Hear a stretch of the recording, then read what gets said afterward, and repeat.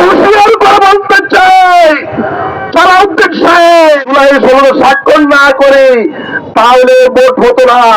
এটা আমরা কৌশল করেছি, আমরা জুলাই সনদ মানি না। আপনি শ্রীলঙ্কা ছিলেন, বাংলাদেশে ছিলেন না। এই দেশের ছাত্র জনতা আন্দোলন করে 1400 ভাই শহীদ হয়েছে। আমরা বলতে চাই 30,000-এর মতো পঙ্গুত্ব বরণ করেছেন।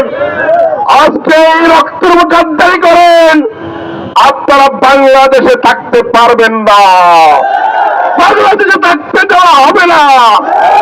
আমরা জুলাই সনদ বাস্তবায়ন করে ছাড়বো ইনশাল্লাহ।